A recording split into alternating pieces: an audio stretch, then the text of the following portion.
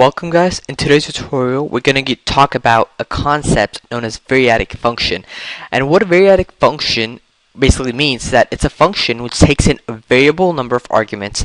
So what I mean by that is you have the function, say printf, and you can pass in %d, %t 5 times or 100 times, and the compiler basically recognizes that and processes that and prints that 100 times or 5 times.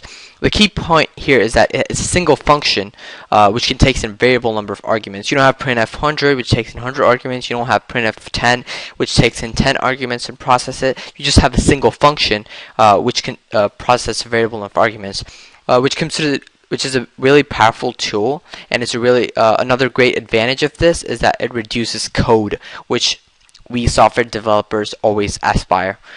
So I'm first going to outline the basic things that you need to have in order to successfully implement variadic functions. So let's just jump right into it. So first we need to include the standard arg header in our program. This header contains all the things that we need to implement a successful variadic function. After that, what we're going to have is we're going to define the function prototype, and the prototype is going to take in the first argument is going to be a fixed parameter.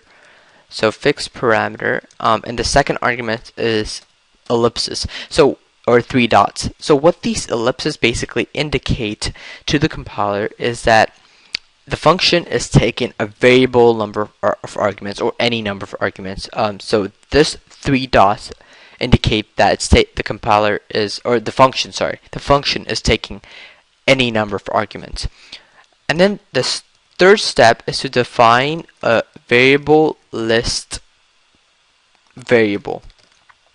So we have to define a variable list variable, and this is how we use it to indicate the arguments that are passed into the function.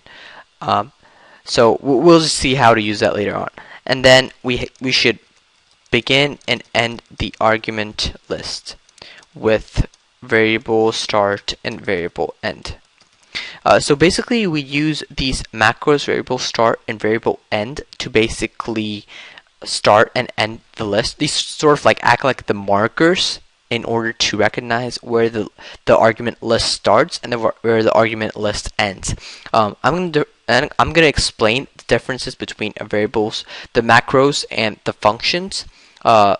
Difference between macros and functions later on at the end of the video probably. But here you guys go for, I'm just going to define the basic things that you guys need to know first, and then move on to the additional concepts. And then yeah, these are the only steps that you guys need to know in order to implement a variadic function. And how we're going to design our variadic function in this case is that we're going to design a function, say add, right? And add, this function could add in 5 integers or 100 integers or 10 integers. The first argument is going to be the number of integers you want to add. So in this case, say you want to add 3 integers, you have add 3, because you want to add 3 integers, and you pass in 1, 2, 3, or the numbers you actually want to add. So this indicates that you want to add 3 integers, and the 3 integers are going to be 1, 2, and 3. So this should give out a 6, because 1 plus 2 plus 3 equals 6. I'm just going to do another quick example. So say you want to add, say, I don't know, 5 integers or 6 integers, and we're going to say 20, 20, 20, 10, 10, 20. And this should come out to, I think, 100, 20 plus 20 plus 20. Yeah. So this is saying that we want to add 6 integers, and those 6 integers are going to be 20, 20, 20, 10, 10, and 20. And if you add these 6 numbers up, you get 100. So that's how we want to design our function. And as you guys notice, it's a single function which can take in a variable number of arguments, whether it be 3 or 6 or 100 or whatever. So we're going to design that. We're going to jump straight in, and we're going to start coding. So the first step is to include the standard arg header. So we're going to say include standard arg, and then we're going to design our function prototype, and then this function is going to return an integer which represents the sum of the number of the things that you want to compute, and we're going to call this add, like we said. The first parameter that it takes is a fixed parameter, whether it be 3 or 6. So we're going to say that's int args, and this is a fixed number of arguments. And the second parameter is, it could be 3 or 6, whatever. It's the variable number of arguments. So in order to indicate that, we use 3 ellipses, as I mentioned here earlier, which indicates that you're passing it a variable number of arguments. So then the first thing that you need to define inside the function is variable list variable. And it's typically, people typically call it AP for argument parameter. So I'm just going to follow the convention here. So then we should have beginning and ending markers, and then we're going to basically use macros for that.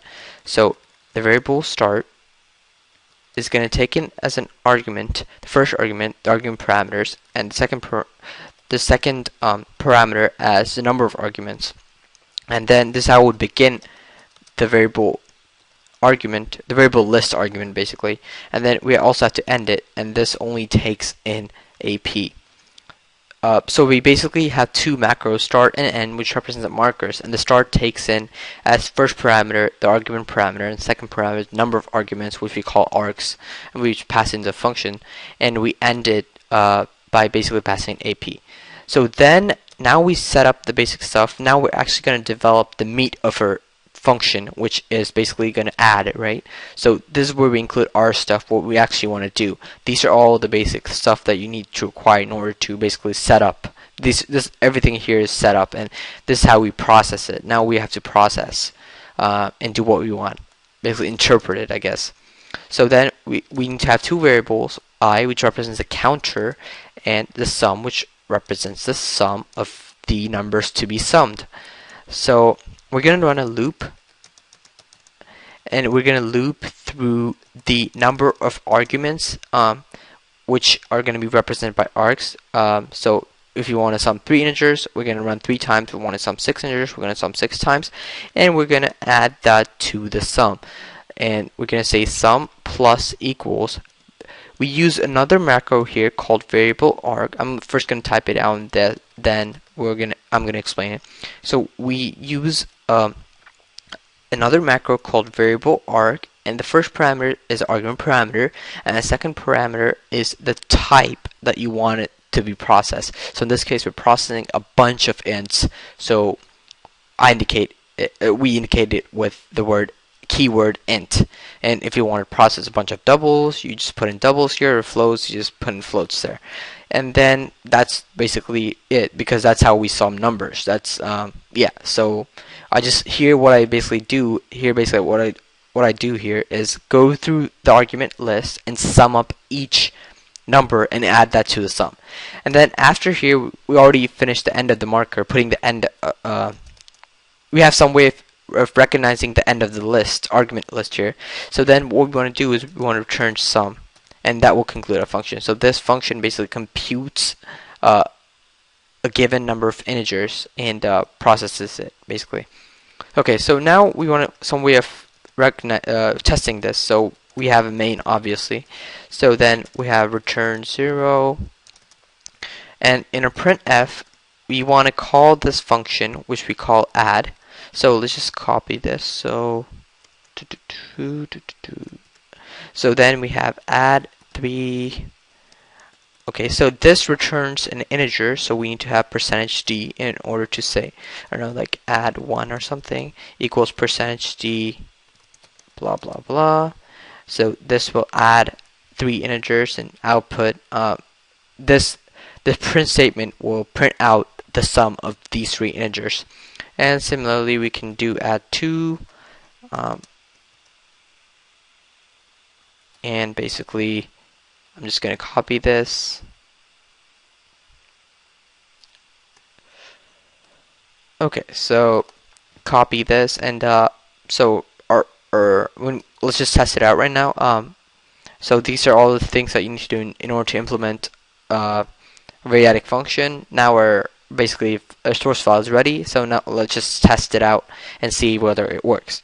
So I'll just use GCC here, and you type in GCC the name of the C source file that you're compiling, in this case example.c, and then you want to create an output file. I'm going to call this example.out.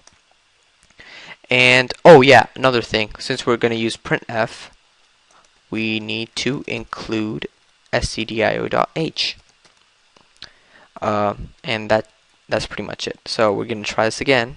Okay. And so we're going to execute example.out, and there, bam! Look at that. Look at that. So in the first time, we want to add 3 integers, 1, 2, 3, and it outputs 6. And the second time, we want to add 6 integers, 20 plus 20 plus 20 plus 10 plus 10 plus 20, and that outputs 100. So there's a really awesome and powerful feature in C that we need to know. It's awesome. It's so awesome. And so the idea of this is a single function which takes in a variable number of arguments, and it can reduce code. It acts like sort of this generic function which you can pass in any number of arguments. Like I said earlier, I would say that I also want to highlight the difference between a macro and a function. These stuff here are called macros, not functions. And the difference between a function and macros are in a function, if you call a function, it goes inside the function and basically executes this piece of code and returns to the main call. So say in the main you call add, it goes inside the add, executes everything in add, comes back to main. The thing with macros is that it's mainly related with compile time. During compiler time or executable time, I forget which one, but like basically the idea is that the compiler replaces that piece of code with the pre-existing piece of code somewhere else in the program. So at compile time the preprocessor basically replaces all this with some other pre-existing code, which is totally oblivious to the programmer, and he doesn't have to worry about it.